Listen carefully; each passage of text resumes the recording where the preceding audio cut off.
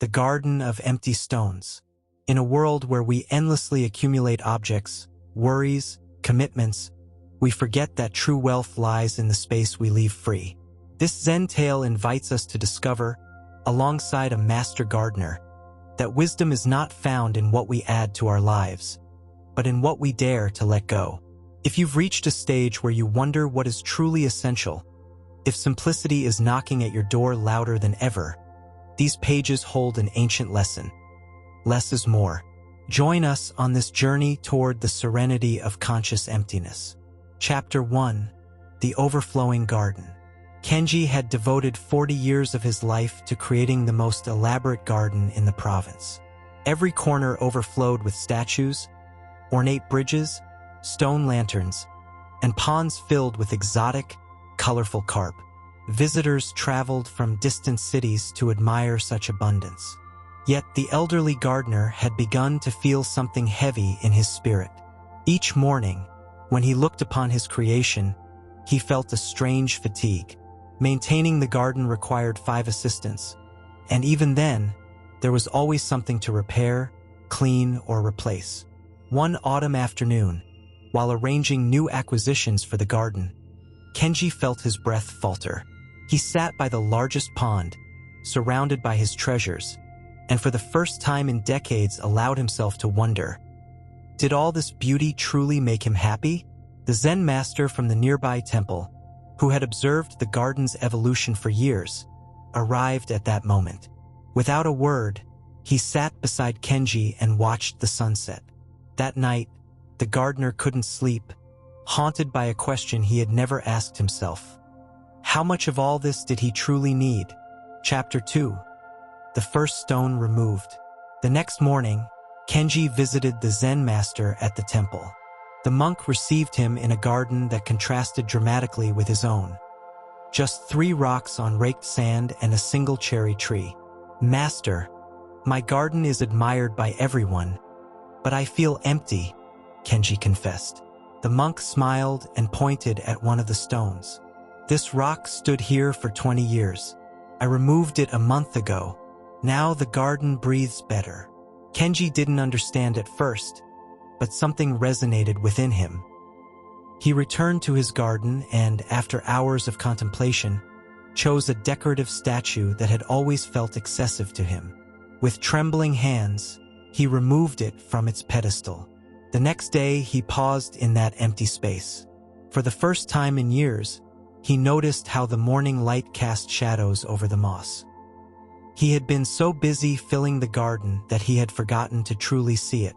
Emptiness, he discovered, also held beauty. His assistants were perplexed, but Kenji felt an inexplicable lightness. That night, he slept deeply for the first time in months. Chapter 3. The Art of Letting Go. Over the following weeks, Kenji began a process that puzzled everyone who knew his garden. Each day, he removed one item: an ornamental bridge, a set of redundant lanterns, statues that had become mere decoration. Visitors whispered in distress. Was the famous gardener destroying his masterpiece? Some considered it madness brought on by age. But Kenji, for the first time in decades, felt he was creating something real. The Zen master visited occasionally, always silently. He observed the changes and nodded gently. One afternoon, while Kenji contemplated a newly cleared space, the monk finally spoke. True art is not adding until nothing more can be added, but removing until nothing unnecessary remains. Kenji then understood that he had spent 40 years accumulating, believing beauty resided in abundance. Now he discovered that essence emerges when we eliminate the superfluous. Each removed item didn't impoverish the garden. It revealed its soul. That night he wrote in his journal, "I've discovered that owning less makes me richer." Chapter 4. The Space Between Things. As the garden shed its excess, something extraordinary began to happen. Birds, who had rarely visited the cluttered space before, started nesting in the newly visible trees. The sound of water, once drowned out by visual noise, became a constant melody. Kenji noticed it walked more slowly, that his eyes rested on each element with real attention. Before, his gaze jumped frantically between hundreds of objects, now it paused, contemplated, absorbed. The three assistants who remained with him also felt the shift. Work had become meditative instead of exhausting. One of them, a young man named Hiro, told him, "Master Kenji, before we worked non-stop but never truly saw the garden. Now we see every leaf, every drop of dew." The gardener smiled. The lesson went beyond the garden. For years he had filled not only the space but his life, unnecessary social commitments, concerns about his reputation, the constant urge to impress. By simplifying the garden, he was beginning to simplify his existence. That afternoon, he cancelled three invitations to events he didn't genuinely care about. The relief he felt confirmed his path. Chapter 5, Criticism and Certainty. Not everyone celebrated Kenji's transformation. A wealthy merchant, once an admirer of his garden, arrived outraged. "You've destroyed a marvel? That garden was a symbol of prosperity and now it looks empty. What will people say?" Kenji listened calmly. He understood the reaction because he himself would have thought the same years earlier. He invited the merchant to sit and contemplate the garden in silence for an hour. At first, the visitor was impatient. But gradually his breathing slowed. His shoulders relaxed. When he finally spoke, his voice had changed. "I don't understand what happened, but I feel calm." Kenji nodded. The garden no longer shouts for attention. It whispers an invitation to peace. Before it impressed the eyes, now it touches the soul. That conversation marked a turning point. Some would still not understand, and Kenji accepted that. He had learned that living authentically means giving up universal approval. The only opinion that mattered was his own heart, which finally beat in peace. The merchant returned several more times, simply to sit in silence.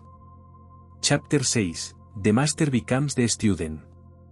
The Zen master invited Kenji to the temple for a tea ceremony. In the austere room, with only a single calligraphy scroll on the wall and a floral arrangement made of one solitary branch, Kenji experienced a beauty that surpassed any elaborate ornament. "Master, I've spent decades learning to create, but no one ever taught me to uncreate," Kenji reflected. The monk prepared the tea with precise, unhurried movements. True mastery comes when we understand that not everything we can do must be done. The power to create is great, but the discernment to refrain from creating is greater. As they drank in silence, Kenji realized his transformation was only beginning. The garden was merely the external mirror of a deeper inner shift. He had built his life around achievements, possessions, and recognition. Now he wondered, who was he without all that? The master, as if reading his thoughts, added, "When we remove what we are not, we finally discover who we are." Kenji felt both dizzy and liberated. At 65 years old, his true learning had only just begun. Chapter 7, The Essential Garden. 6 months after beginning his transformation, Kenji's garden had reached its new form. Where once stood hundreds of elements, now remained only the essentials. 5 carefully placed rocks, a clear pond with 3 carp, a century-old maple tree, and raked sand forming patterns that changed with the seasons. What was extraordinary was that every visitor saw something different. Some perceived mountains and oceans in the rocks and sand. Others saw the flow of time in the concentric circles around the stones. The garden had become a mirror in which each observer found their own truth. Kenji now needed only one assistant. Maintenance required attention, but not exhausting effort. He spent mornings in the garden and afternoons in contemplation, reading, and deep conversations with those who sought his company. His health had improved remarkably. His back pain had eased, he slept better, and a tranquility he had never known inhabited him. It wasn't the absence of challenges, but the clarity of knowing what deserved his energy. One afternoon, a woman his age visited the garden and cried silently. As she left, she told him, "Thank you for showing me that it's still possible to simplify life." Chapter 8. The Teaching of Emptiness. On the last day of the year, Kenji held a ceremony in the garden. He invited everyone who had been part of his journey. The Zen master, his former assistants, frequent visitors, and even the critics who had eventually understood. He didn't give a grand speech. He simply shared tea and allowed the garden to speak for itself. At sunset, when everyone had left except the Zen master, Kenji expressed his gratitude. "You taught me that less is more, and that lesson has transformed not only my garden but my entire life." The monk looked at the sky filling with stars and replied, "I taught nothing. The garden taught you. I only removed one stone to show you that emptiness is not empty. It's full of possibilities." Kenji understood the depth of those words. For years he had filled every space out of fear of emptiness, not realizing that emptiness is where true freedom resides. In the open spaces of his garden and his life, there was now room for peace, reflection, creativity, and genuine connection. That night, under the stars, the old gardener experienced a fullness no possession had ever given him. He had discovered that true wealth is not measured by what we accumulate, but by what we dare to release. The garden of empty stones became legend not for its abundance but for its essence. And Kenji lived the rest of his days with the serenity of someone who finally understands that less truly is more.